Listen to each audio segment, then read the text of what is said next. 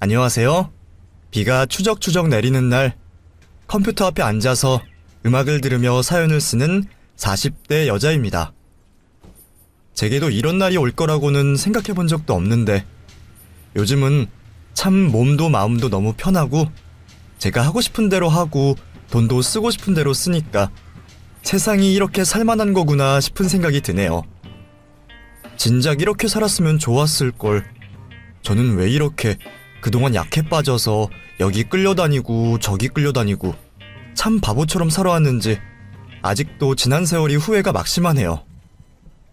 남들은 돌이켜보면 그래도 나 참 열심히 살았다라는 생각을 한다는데 저는 왜 이렇게 잘못 산 것만 같은지 참 지난 날을 생각하면 내가 왜 그랬지 싶은 것들 투성이라 머릿속에 물음표만 가득한 요즘입니다. 저는 지금 나이가 40이 넘어서도 독립을 하지 못하고 엄마와 함께 살고 있습니다. 나이 80이 넘은 노모에게 60이 넘은 자식은 애기인 것처럼 저희 엄마도 70이 넘었지만 40이 넘은 저를 아직도 애기라고 부르시네요. 가끔은 밖에서 사람들이 저희 모녀를 보며 아이고, 나이가 40이 넘었는데 애기는 무슨 애기야? 얼른 좋은 사람 만나서 재혼시켜야지. 또 멍청하게 나쁜 년놈들한테 끌려다니지 말고 후딱 재혼시킬 생각이나 해. 언제까지 부모 그늘에 가둬놓고 살 거야? 하면서 저희 모녀를 놀리기도 하지만 꽤 오랜 시간 저희 두 사람 같이 살아보니 엄마랑 같이 사는 게 생각보다 불편하거나 이상하다는 생각이 들진 않더라고요. 제가 엄마랑 같이 산 지 3년 정도 됐는데 이전엔 저도 남편이 있었고 시댁이 있었습니다. 물론 지금이야 전부 안 좋게 헤어졌지만 가끔은 남들이 봤을 때 평범하던 그때가 그립기도 하고 생각나기도 합니다. 남편은 참 좋은 사람이었습니다. 정말 남편 하나 보고 결혼했다고 해도 이상하지 않을 만큼 좋은 사람이었죠. 주변에서 처음에 제가 결혼을 한다고 할 땐 미쳤어. 저런 집안이랑 결혼을 한다고? 야, 정신 차려. 너 결혼은 현실이야. 저 남자가 언제까지 네 편이 돼줄 수 있을 것 같아? 어차피 남편이고 CM이고 다 팔은 안으로 굽는다니까? 분명 나중에 내 말을 되새기는 날이 올 거야.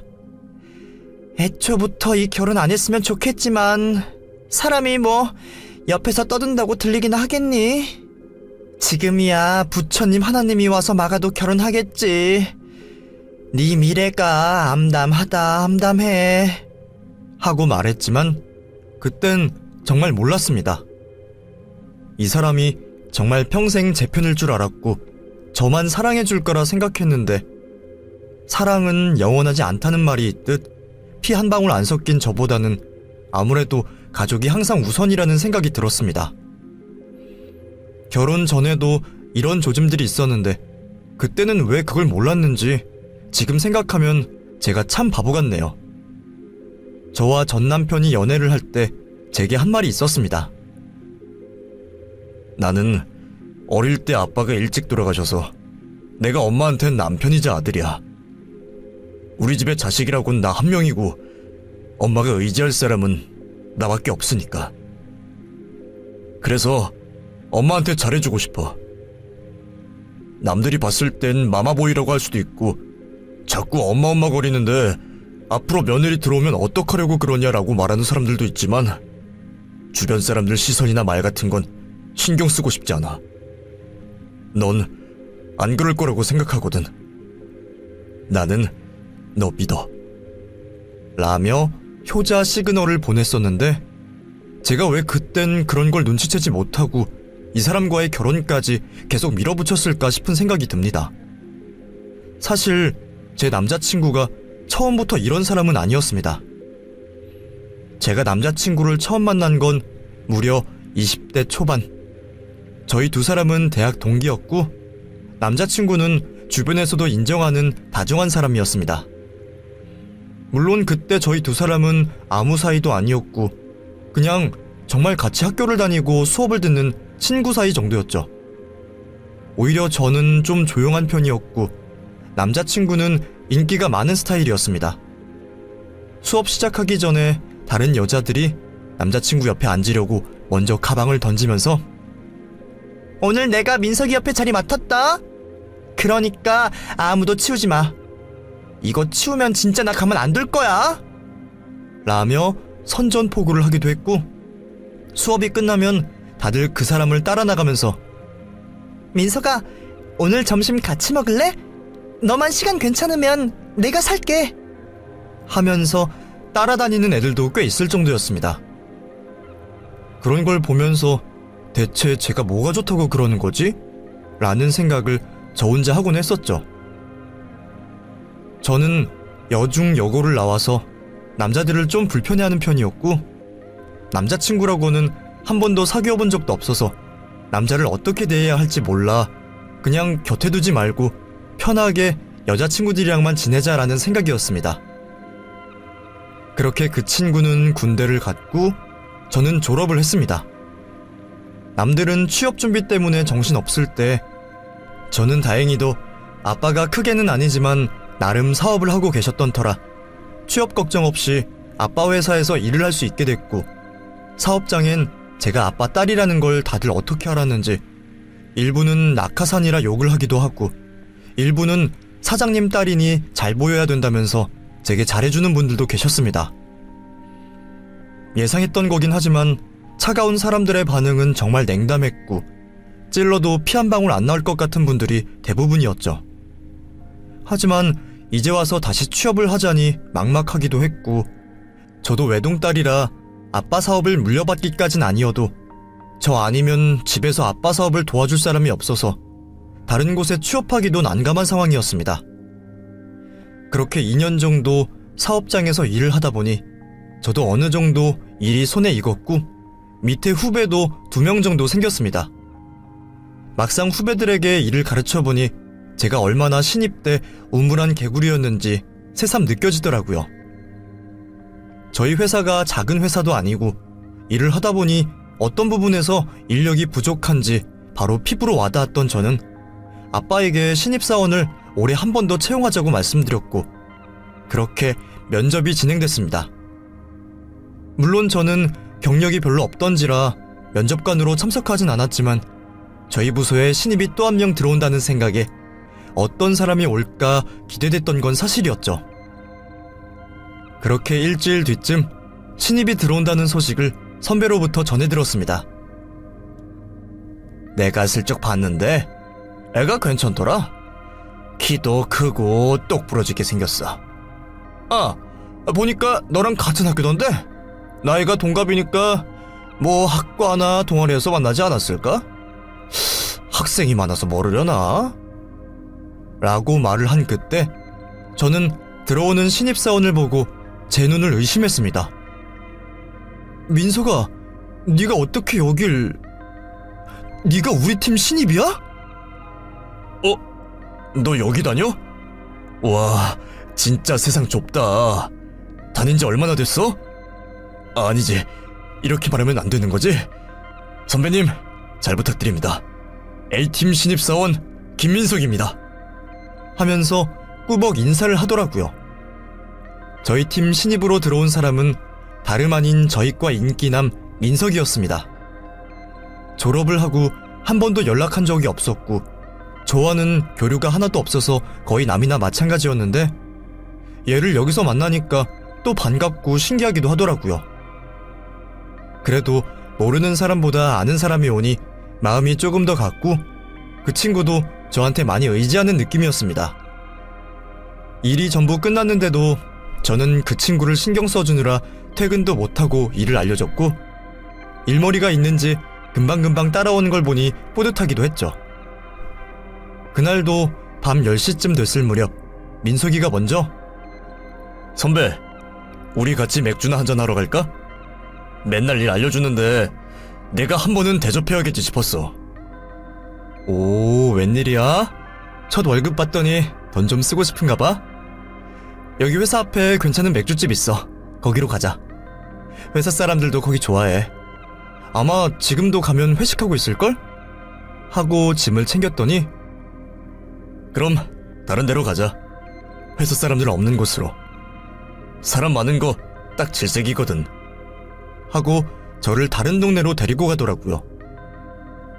손님도 없고 꽤 조용한 일본식 술집이었고 저희 둘은 그곳에서 이런저런 얘기를 나눴습니다. 회사 얘기, 대학 시절 동기들 얘기, 전 연애 얘기, 그리고 부모님 얘기 등등 두어 달을 같이 일하면서 조금 가까워진 듯 했지만 그 친구에 대해 이렇게 속속들이 알게 된 게 처음이라 신기하기도 했습니다. 특히나 대학 시절 몰랐던 연애 얘기는 정말 흥미로웠습니다. 근데 넌 여자친구 많은 편 아니었어? 인기도 많았고 너 좋다는 애도 많았잖아. 내 주변에 너 좋아해서 일부러 일찍 나와 네 옆에 앉겠다면서 여자애들끼리 순번정하고 네가 고개라도 돌리면 자길 쳐다봤다는 둥 아니라는 둥 하면서 난리였어. 솔직히 너도 네가 인기 많은 거 알고 있었지? 몰랐다면 거짓말이지. 근데 나 여자친구는 안 사귀어봤어. 그냥 잠깐 짧게 연애는 했었는데 생각보다 연애가 쉽지 않더라고. 뭐랄까, 좀 귀찮다고 해야 하나?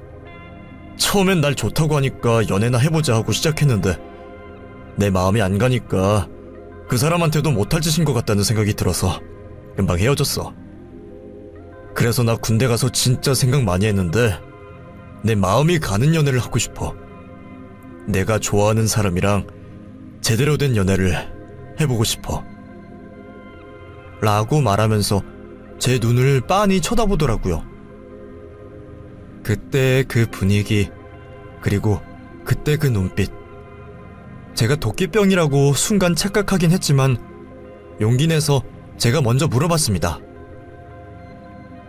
혹시 너 나 좋아하는 건 아니지? 야, 설마 난 아니지?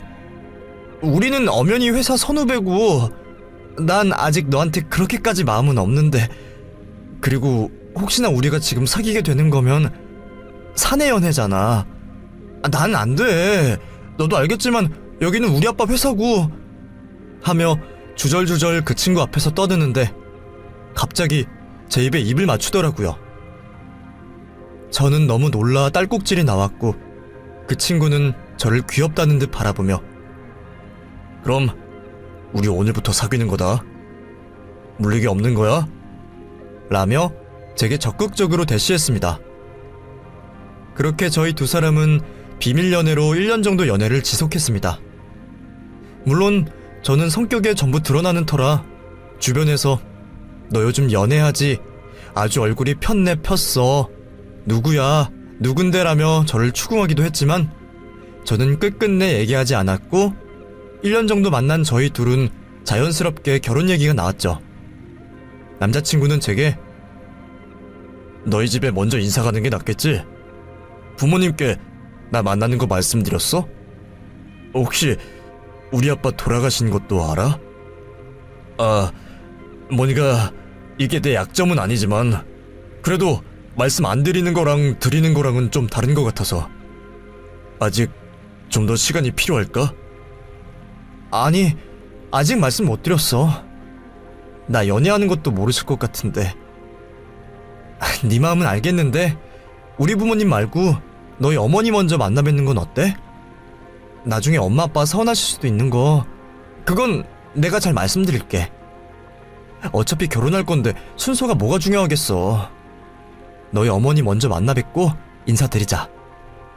라며 제가 먼저 남자친구 집에 인사를 가기로 했죠.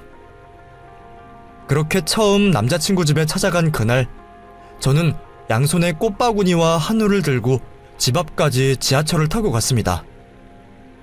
가기 전부터 진을 뺐지만 남자친구는 차가 없었고 택시를 타고 가겠다고 했더니 미쳤다 미쳤어. 무슨 택시야. 너네 집부터 우리 집까지 택시 타면 5만 원도 넘게 나와. 그냥 지하철 타. 갈아타는 것도 아니고 한 번에 오는 거잖아. 내가 역까지 마중 나갈게.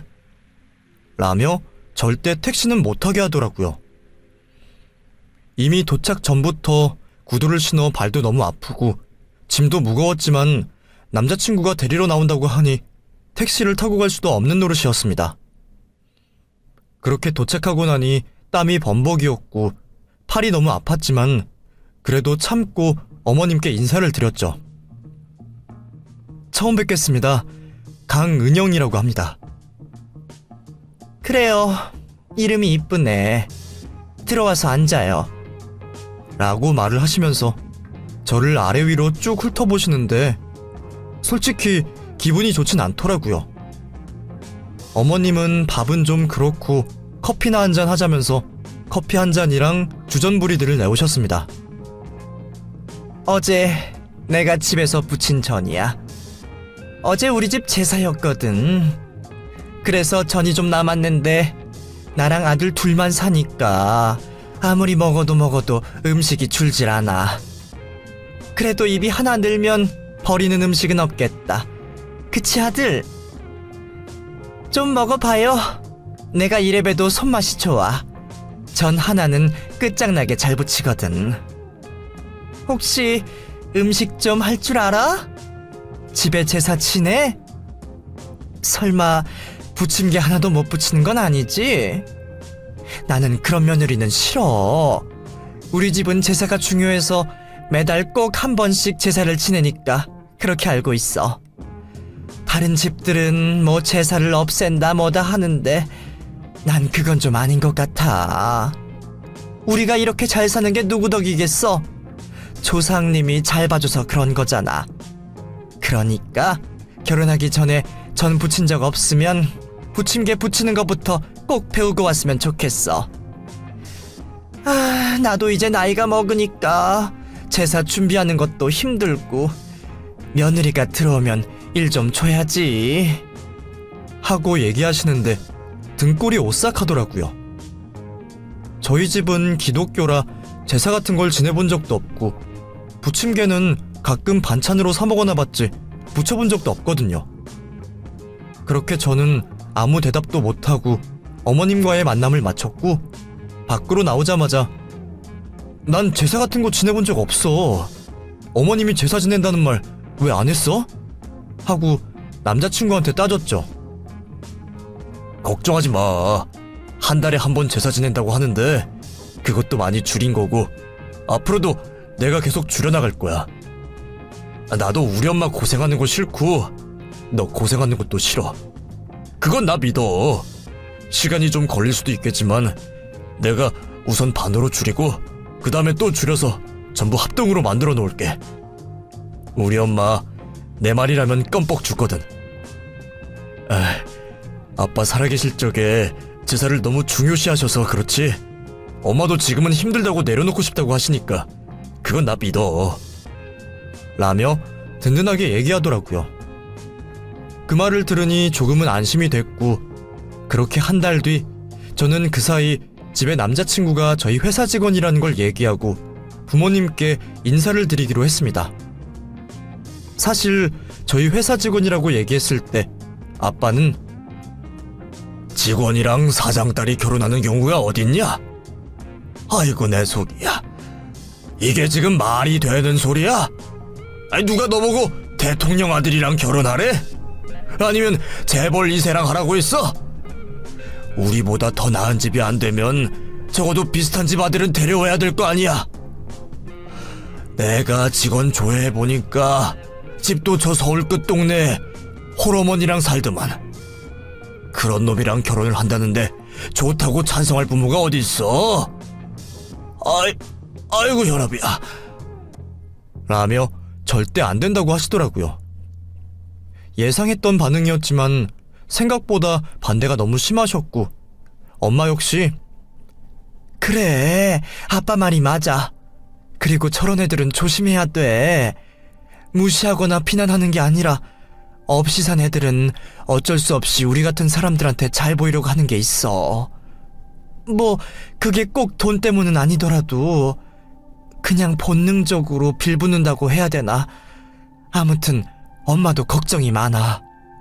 아무리 그래도 집안 수준이 비슷해야 결혼을 하지 평범한 집 아들이랑 결혼하는 게 그렇게 어려워?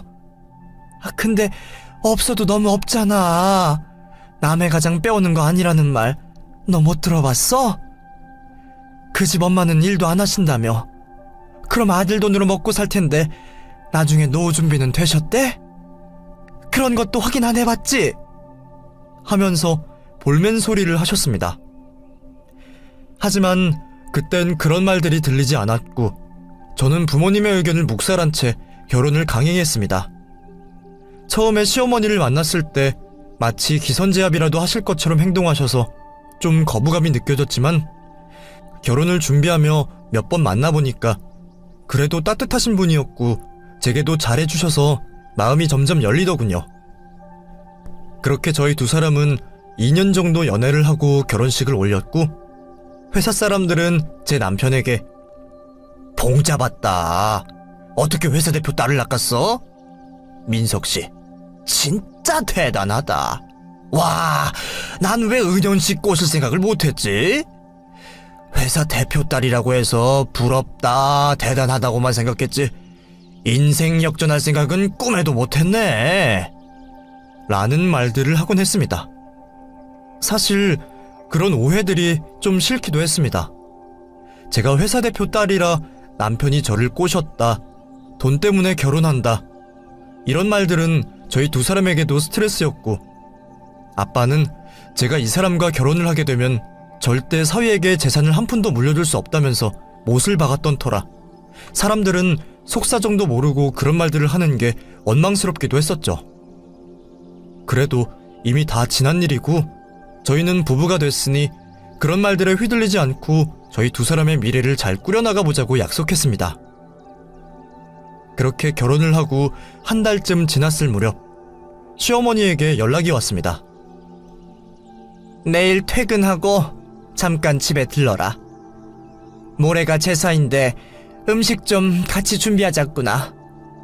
옷은 편한 걸로 입고 오고 장은 내가 봐둘 테니까 넌 몸만 오면 된다. 세상에 이런 시애미가 어디 있어? 있는 집 자식이라 뭐라고도 못하겠고. 아무튼 끝나자마자 바로 와. 라며 자기 할 말만 하고 끊어버리시는 겁니다. 다른 부분에서 어머님은 정말 너무 좋으셨는데 제사에서는 왜 이렇게 박하신 건지. 솔직히 너무 피곤하고 가기 싫었지만 어머님이 너무 중요하게 생각하신다는 걸 알기에 군말 없이 퇴근하고 시댁으로 갔죠. 남편도 결혼하고 첫 제사이니 그냥 좋게 좋게 넘어가자고 하더군요. 그렇게 저녁 6시 30분에 시댁에 도착해서 새벽 2시까지 어머님과 같이 음식을 했습니다. 남편은 처음에는 옆에서 도와주는 척을 하다가 나중엔 도와주기는커녕 기껏 만든 전을 집어먹기만 하더라고요. 시어머니는 간이 잘 되었는지 맛은 어떤지 별 말 같지도 않은 이유를 대면서 남편 입에 전을 쏙 넣어주시더라고요. 웃긴 게 저한테는 한 번도 먹어보라는 소리를 하지 않으셨어요. 그렇게 받아만 먹고 하는 둥 마는 둥 옆에서 놀고만 있던 남편은 밤 11시쯤 너무 피곤하다면서 나 30분만 잘게 미안하고는 방에 들어가 버렸습니다. 남편은 아무것도 한 게 없는데 대체 뭐가 피곤하다는 건지 어이가 없었지만 옆에 시어머니가 있었기에 따지지도 못하고 넘어갔습니다. 그렇게 저는 혼자 남아서 뒷정리까지 하고 너무 피곤해서 도저히 집까지 갈 힘이 없어 시댁에서 잤고 다음날 퇴근하자마자 제사를 지내려고 또 시댁에 갔죠. 제사도 늦게 시작하고 사람도 셋밖에 없는데 음식은 어찌나 많은지 다 못 먹는다고 극구 사양을 해도 한 트럭을 싸주시더라고요. 저도 남편도 둘 다 제사 음식을 좋아하지 않아서 신혼생활 내내 저희 집 냉동고에는 시어머니가 주신 전으로 가득 찼어요. 냉동고에 얼음을 얼릴 공간도 없을 정도로 항상 가득 차 있었죠. 그래서 먹지도 않은 전을 버리려고도 했지만 그때마다 남편이 우리 엄마가 만든 거 아깝다면서 노발대발을 하더라고요. 근데 웃긴 게 그렇게 애지중지하던 전을 남편 밥상 위에 차리면 자기도 느끼한지 아예 손도 안 댔어요. 그러니 정말 이게 뭐하는 짓인가 싶었습니다. 하지만 어머님의 제사 사랑은 멈추지 않았습니다. 결혼하고 첫 제사 음식을 다 먹지도 않았는데 다음 달에 또 제사를 지내야 한다면서 제게 음식을 준비하러 오라고 하셨고, 결국 첫 번째 제사와 같이 새벽까지 음식을 하고 다음날 퇴근하고 가서 제사를 지냈네요. 저는 남편을 붙잡고 이거 대체 언제까지 이렇게 해야 돼? 내가 전업주부도 아니고 일하는 사람인데 솔직히 너무한 거 아니야? 음식을 사서 해도 힘든 게 제사인데 일일이 다 묻히고 붙이고 볶고 지지고 이게 보통 일이야? 거기다가 또 상은 한 상 크게 차려서는 조상님들이 와서 먹는다고 하는 게 말이야 방구야. 이걸 누가 먹어? 결국 우리가 다 먹어야 되잖아. 무슨 우리 입이 음식물 쓰레기통도 아니고. 당신은 전 느끼하다고 잘 먹지도 않으면서 어머님은 맨날 음식 싸주시고. 나 진짜 미칠 것 같아. 제발 당신이 좀 말려봐. 나 진짜 너무 힘들어. 하고 남편에게 화를 내기도 했습니다. 잘 얘기해보겠다던 남편은 제사를 강요하는 어머님 앞에선 아무 말도 하지 못했고, 그렇게 1년 동안 저는 매달 제사를 지내야 했죠. 이게 안 겪어보신 분들은 모르겠지만 한 달에 한 번씩 많은 양의 기름 냄새를 맡으면 머리가 핑 돌기도 하고 가끔은 어지러움증을 느끼기도 합니다. 거기다가 매일 기름진 음식을 먹으면 속도 안 좋고 정말 제 몸이 다 엉망이 돼가는 느낌이었습니다. 이때 제가 얼마나 스트레스를 많이 받았냐면 원형 탈모, 생리불순, 소화불량이 한 번에 올 정도였어요. 한 달에 고작 이틀인데 뭐가 그렇게 힘드냐라고 생각하시는 분들도 있겠지만 이게 막상 해보니 진짜 쉬운 일이 아니더라고요. 그렇게 남편에게 잔소리도 하고 친정에 가서 퉁퉁 부은 손을 내밀며 투정도 부려보고 정말 할 수 있는 건 다 해봤지만 시어머니는 끄떡도 않으셨습니다. 그놈의 제사가 뭐라고, 이미 다 죽은 사람들한테 밥상 차려줘서 뭐하냐고 남편이 소리도 질러봤지만 달라지는 건 없었습니다. 그 사이 회사에 흉흉한 소문이 돌기 시작했습니다. 은영씨, 혹시 사장님 건강 괜찮은지 확인해봤어? 얼마 전 외근 나가셨는데 2번이나 쓰러지셨대. 응급실까지 가셨다는데 은영씨는 모르는 것 같아서. 알았으면 여기서 이렇게 있는 게 아니라 병원에 가지 않았을까? 아님 사장님이 은영씨한테 말하지 말라고 했나? 아니면 혹시 알면서도 태어난 척 하는 거야? 라는 말을 하더라고요. 저는 너무 놀랬습니다. 평소 고혈압과 당뇨가 있긴 하셨지만 쓰러졌다는 얘기는 처음이었고 평소 운동도 좋아하시고 식단 관리도 철저하신 편이었거든요. 저는 바로 엄마에게 전화를 걸어서 엄마, 아빠 쓰러졌다는 거 진짜야? 나한테 왜 말 안 했어? 회사에 소문 다 났는데 내가 뭐가 돼? 왜 말 안 했어? 라며 소리를 쳤죠. 별거 아니야. 갑자기 혈압이 확 오르기도 했고 아빠가 지병이 있잖아. 그래서 그런 거야. 걱정할 정도 아니래. 아빠도 더 유의하고 있으니까 너도 너무 신경 쓰지 마. 괜히 아빠 걱정하기 티내지 말고. 라며 오히려 저를 안심시키려고 하더라고요. 엄마가 그렇게 말하니 마음이 좀 놓였고 그렇게 1년 정도 시간이 흘렀습니다. 제사를 지내는 것 빼고는 일상은 평화롭게 돌아갔고 저도 사람인지라 시간이 흐르니까 점점 제사 문화에 익숙해지더라고요. 하지만 건강 상태는 더 나빠졌으면 나빠졌지 좋아질 기미가 보이지 않았습니다. 그래서 그런지 딱히 피임을 한 것도 아닌데 애가 들어서지 않더라고요. 그러던 어느 날이었습니다.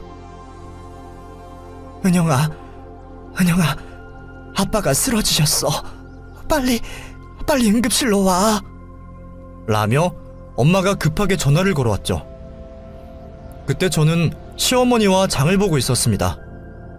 3일 뒤가 제사이기도 했고 시어머니가 얼마 전 다리를 다치셔서 혼자 장을 보기 힘든 상황이었거든요. 저는 너무 놀라서 짐을 바닥에 던져버리고 아무 말도 않고 바로 뛰어나갔습니다. 시어머니는 야, 너 어디 가니? 은영아 어디 가? 라며 저를 부르셨지만 다리가 아프셔서 저를 따라오진 못하셨습니다. 저는 도저히 운전할 엄두도 안 나서 택시를 타고 응급실로 갔고, 병원에 도착하니 엄마가 온몸을 벌벌 떨면서 수술실 앞에 앉아있더라고요. 그렇게 엄마 손을 잡고 4시간 정도 지났을까, 아빠가 돌아가셨다는 소식을 듣게 됐습니다. 급성 심근경색으로 갑자기 의식을 잃으셨고, 응급실에 바로 도착해서 수술을 했지만 이미 골든타임을 지났다는 말밖엔 들을 수가 없었죠. 세상이 무너지는 것 같았습니다. 저는 바닥을 치며 펑펑 울었는데, 엄마는 마치 이 상황을 예상이라도 했다는 듯 오히려 태연하더라고요.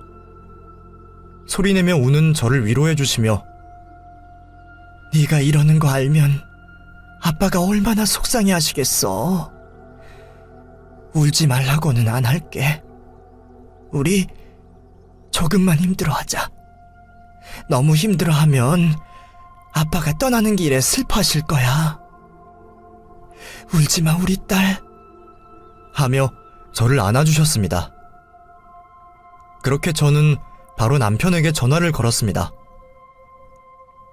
여보, 우리 아빠 돌아가셨어. 너무나 갑자기 떠나셨어. 그러니까 얼른 와줘.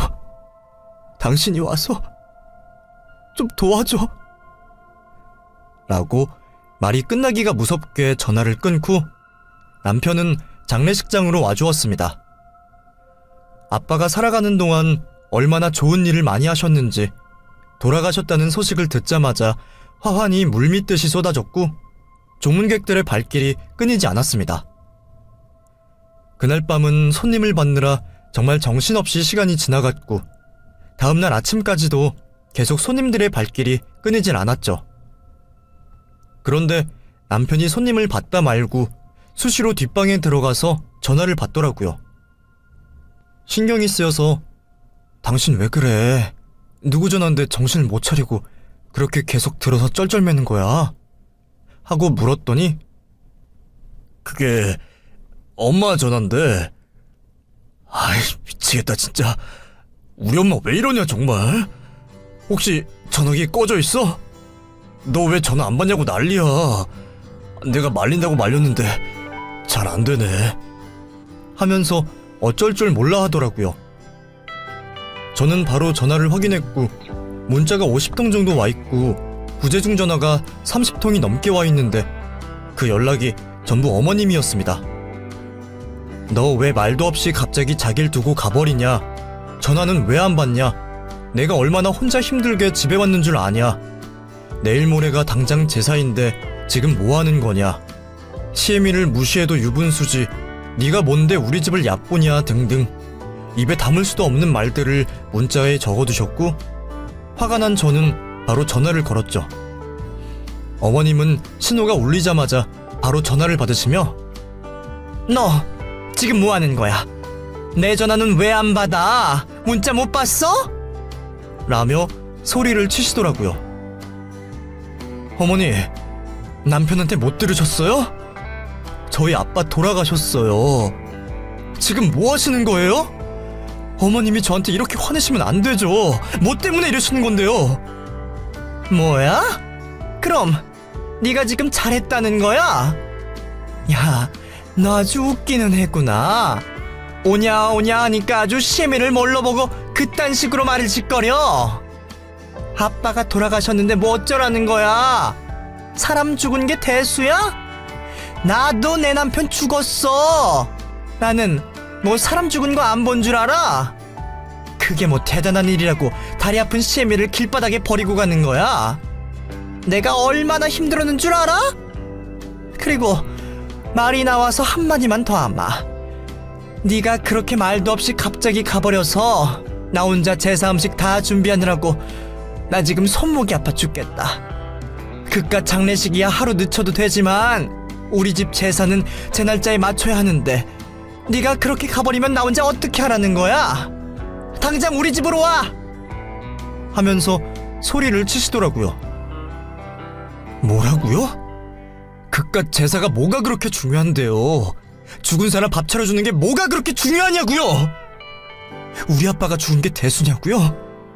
그럼 어머니네 조상인지 나발인지 그 사람들 죽은 건 뭐하러 챙겨요? 그게 그렇게 대수면 뭐하러 챙기냐고요?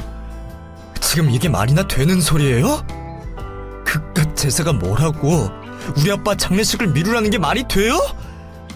진짜 어이가 없어서. 그딴 소리 짓거릴 거면 전화하지도 마세요. 라며 큰 소리를 쳤고 소화기를 들고 벌벌 떨고 있는데 제 목소리를 들은 엄마가 갑자기 전화기를 확 뺏으시며 사돈, 제가 한마디만 하겠습니다. 제가 듣자 하니 너무 화가 나네요. 말씀을 그렇게 하시면 안 되죠. 말씀하신 것처럼 사돈한테 제 남편 죽은 거 별게 아닐 수 있죠. 하지만 애들한텐 그게 아니죠. 우리 남편 죽으면 저희 남편이 운영하는 회사 누구 앞으로 넘어가겠습니까? 당연 제 딸이라고 생각하시겠죠? 그래서 저희 딸을 그렇게도 괴롭히신 거겠죠? 그런데 사돈, 제 남편은 그런 사람이 아닙니다. 민석이를 정말 아들이라고 생각했고 영특하고 머리도 좋은 친구라면서 남편이 떠나기 전 유언장에 회사를 전부 민석이 앞으로 넘기고 대표이사로 역임하라고 적어뒀더군요. 남편이 갑자기 죽은 게 아니라 전조 증상도 있었고 저랑 얘기도 많이 했었는데 사위를 참 많이 아꼈습니다. 머리도 좋고 대표이사로 역임해도 손색이 없을 것 같다고 했었는데 이런 식으로 하시면 곤란하죠. 제가 우리 딸 결혼 생활 내내 그 집의 제사 때문에 시달리는 거 뻔히 알면서도 아무 말 안 했습니다. 그래도 시집 갔고 제 권한 밖이라고 생각해서 전화드린 적 없고요. 근데 이건 해도 너무하네요. 이런 식으로 나오시면 저 이 유언장 그냥 바로 불에 태웁니다. 장례식장에 와서 부조하시고 정중하게 제 남편 떠나는 길 같이 배웅해 주실 건지, 그놈의 제사상을 곧 죽어도 차려야겠다면 제가 딸을 보내겠습니다. 사돈이 현명한 선택하실 거라 믿습니다. 라며 전화를 끊었습니다. 그 통화를 들은 저와 남편은 깜짝 놀라 엄마만 쳐다봤고, 남편은 어머님, 이게 무슨 말씀이신지, 어떻게 장인어른이 저한테 회사를... 하며 믿지 못하는 표정을 짓더라고요. 엄마는 눈물을 뚝뚝 흘리면서 갑자기 남편의 뺨을 세차게 때렸습니다. 자네, 지금 이게 뭐 하는 짓인가?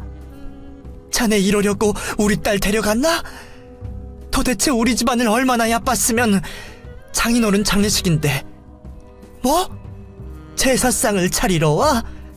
사람 죽은 게 대수야? 당장 나가게. 난 자네를 더 이상 우리 집안 식구로 받아들일 수 없으니까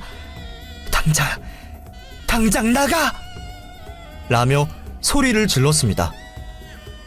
그 모습을 보며 저도 눈물을 뚝뚝 흘렸습니다. 그리고 30분 뒤 시어머니가 장례식장에 도착하셨습니다. 허리를 굽신거리며 아이고 사돈, 미안합니다. 제가 너무 늦었죠. 제가 알면서도 모른 척한 게 아니라 저희 집이 내일 제사라 한참 음식하느라고 시간 가는 줄 몰랐어요. 혹시나 오해하지 마시고 제 마음은 그런 게 아니니까. 라면서 벌벌 기더라고요. 그 모습을 보니 너무 기가 막히고 코가 막혔습니다. 회사를 물려준다던 그 한마디에 그 중요하다던 재산은 전부 팽개치고 아빠 장례식장으로 달려온 가짜는 모습에 진짜 코웃음이 나더라고요. 저는 너무 화가 나서 어머니, 됐고요. 가세요. 어차피 진심으로 애도할 마음도 없으신 거 아니에요?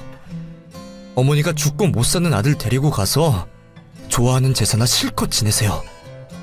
라며 시어머니를 밖으로 밀쳐냈습니다. 어머님은 그런 게 아니야. 얘는 지금 무슨 소리 하는 거야. 재산은 무슨 재산이? 내가 바깥 사돈 기일까지 챙길 수도 있어. 그러니까 그런 말 하지 말고 내 말 좀 들어봐.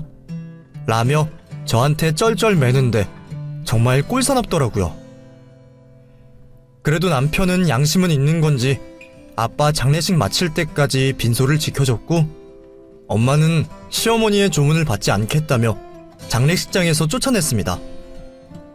아빠를 잘 보내드리고 나서 엄마와 얘기를 하는데, 엄마도 자기가 저질러 놓고도 기가 막혔는지 내가 그때 무슨 용기가 나서 그렇게 말했나 몰라. 너무 갑작스럽게 남편이 죽은 것도 당황스러운데 유언장이 어디 있겠어. 근데 난 대충은 짐작하고 있었어. 저런 사람들 돈이라면 아주 사족을 못 써. 딱 봐도 자기들이 부족하고 모자라니까 이상한 데서 열등감 느껴서 너 괴롭힌 거 내가 모를 줄 알았지? 어쨌든 나도 허락한 결혼이고 너네 둘이 좋다고 해서 그동안은 참고 살았는데 저 여자가 제사고 어쩌고 하는 순간 갑자기 확 돌아서 나도 모르게 그렇게 말했지 뭐니? 사실 아빠가 많이 속상했었어. 귀한 딸 시집 보내고 나서 고생시키는 것 같다고. 그러면서 민석이 욕을 참 많이 했어.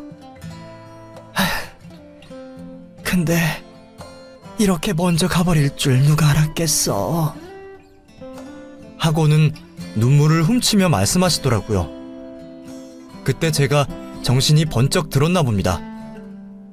비록 아빠가 돌아가셨지만 이런 결혼 생활을 유지하는 건 무의미하다는 생각이 들었고, 저는 아빠가 돌아가신 뒤 남편과 이혼을 결심했습니다. 남편과 시어머니는 제가 마음이 돌아선 줄도 모르고 저희 아버지가 진짜 회사를 물려줄 줄 알고 기대하더라고요. 장례식 후 이것저것 아버지의 유품을 정리하는 동안 슬쩍슬쩍 저를 떠보았어요. 자기야, 정말 장인어른이 나한테 회사 물려주신 거 맞아? 그럼 언제부터 내가 대표이사 되는 거야? 뭐? 지금 이 상황에서 그 자리가 그렇게 탐나? 아니, 그게 아니고 직원들이 다들 궁금해하니까 그렇지. 나는 당연히 자기가 대표이사 되는 게 마음도 편하고 속도 편하지만 또 사업이라는 게 아무래도 남자가 필요한 부분이 있잖아. 걱정하지 마. 이 회사 주인은 당신이니까 그냥 내가 얼굴마담 격으로 대표이사 할게. 참, 어찌나 뻔뻔한지 정말 웃기지도 않았어요. 제가 속으로 헤어질 생각을 하는지는 꿈에도 모른 채 허황된 꿈에 부풀어 있더라고요. 그 모습을 보니 정이 확 떨어지는 게 정말 부모님 말처럼 저를 봉으로 생각하고 한몫 챙기려는 게 느껴지더라고요. 시어머니 역시 남편과 비슷한 생각을 하고 계시더라고요. 그 전에는 한 번도 보여주지 못한 다정한 모습으로 저를 대해주시는데 딱 봐도 자기 아들 대표이사 자리에 앉히려고 하는 게 보였어요. 아마 나중에 남편이 진짜 회사를 물려받으면 또 180도 확 태도가 변하겠죠. 이미 받을 거 다 받았으니 또 그전처럼 제사 핑계로 시집살이 시키고 저를 힘들게 할 게 불보듯 뻔했어요. 그러니 저는 더 이상 부부의 연을 이어나갈 생각이 없었죠. 지금 생각해보면 저는 너무 순진했던 것 같아요. 정말 남편이 저를 사랑한다고 생각했고 사랑 하나만 있으면 모든 것을 극복하고 행복한 결혼 생활을 할 수 있을 거라고 착각했죠. 자기 엄마 때문에 소화불량에 원형 탈모, 생리불순까지 시달리는 걸 뻔히 알면서 한 번을 옆에서 막아주지 않는 남편을 보면서 더 이상 내가 기대거나 신뢰할 수 없는 남자라는 것을 깨달았습니다. 그래서 아버지의 장례 후 정식으로 변호사를 선임해서 남편에게 이혼을 요구했습니다. 남편은 당연히 반대를 했어요. 자기는 절대 저랑 헤어질 수 없다고, 자기 잘못도 아닌데 왜 이혼을 해야 하냐고 절대 못 헤어지겠다고 저를 잡았지만 이미 제 마음은 벌써 떠난 지 오래되었습니다. 솔직히 시어머니의 제사 요구만 없었다면 우리의 부부관계가 이 지경까지 오진 않았을 텐데요. 분명히 결혼 전에 자기가 제사 줄여준다고 약속을 했는데 그거 하나 지켜주지 않는 남편을 보면서 확실하게 마음을 결정했죠.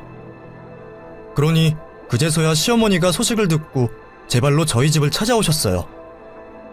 그때는 이혼을 요구하면서 신혼집에서 나와 본가에 들어가서 살 때였는데요. 벨이 울려 나가보니 시어머니시더라고요. 솔직히 얼굴도 마주치고 싶지 않고 말도 나누기 싫어서 무시하고 돌려보내고 싶었지만 그래도 마지막이라고 생각하고 저희 어머니가 문을 열어주셨습니다. 시어머니는 저희 집에 들어오자마자 사돈, 제가 잘못했습니다. 남편 떠나고 나서 제사라도 지내지 않으면 마음이 허전해서 그랬습니다. 세아가야, 내가 너한테도 정말 미안하다. 앞으로는 2번 다시 제사할 때 너 부르지 않을 테니까 우리 민석이랑 이혼하는 건 없던 일로 해줬으면 좋겠다. 그러면서 그 뒤에 하는 말이 더 어이가 없더라고요. 그런데 돌아가신 사돈이 유언장에 특별히 우리 민석이를 대표이사로 지정했는데 이렇게 멋대로 물리면 법적으로 문제되는 거 아닌가요? 아니, 괜히 오해는 하지 마시고 혹시나 해서요. 그 말을 듣는데 얼마나 어이가 없던지 시어머니의 검은 속내가 뻔히 보여서 바로 내쫓았습니다. 그 후로도 남편이 자기가 엄마랑 인연을 끊겠다면서 죽을 때까지 엄마 얼굴 안 보게 해주겠다면서 각서까지 쓰자고 했지만 이미 돌아선 제 마음을 되돌릴 순 없었습니다. 합의를 안 해주는 남편 덕분에 결국 법정 소송까지 갔고 시어머니의 거듭된 제사 요구와 시집살이가 유책 사유로 인정되어 이혼을 할 수 있었습니다. 결혼할 때 집도 가전제품도 모두 제가 해왔기에 남편은 말 그대로 몸만 나갔어요. 쉽지 않은 결정이었지만 이혼 후 몸 상태가 다시 좋아지는 걸 보니 잘했다는 생각이 들더라고요. 그 전에는 영양제도 잘 챙겨 먹고 꼬박꼬박 병원에 다녀도 잘 낫지 않던 병들이 한꺼번에 사라지는 것을 보니 왜 그동안 저런 집구석에 들어가 고생했는지 참 제 자신이 바보 같더라고요. 그 뒤로 남편은 저희 회사를 자기 손으로 관뒀고 40이 넘은 저는 여전히 혼자 지내고 있네요. 비록 짧은 결혼 생활이었지만 그래도 그 짧은 결혼 생활 속에서 정말 많은 걸 배웠습니다. 능력 있고 돈 많은 여자는 절대 남의 집 노예로 들어가서 살면 안 된다는 가장 큰 교훈을 얻었네요. 엄마는 혼자 있는 제가 안쓰러웠는지 비슷한 집안의 남자와 재혼을 하라고 말씀하셨지만 한번 인생의 쓴맛을 보고 나니 쉽게 남자를 만날 수 없더라고요. 게다가 아버지가 떠나신 후에 제가 회사를 책임지고 이끌어가게 되면서 연애할 시간도 없이 바빠지더라고요. 그래서 지금까지 이렇게 쭉 혼자 살고 있습니다. 비록 결혼 생활은 실패했지만 앞으로는 제 뚝심을 갖고 열심히 살아보겠습니다. 긴 사연 들어주셔서 감사합니다.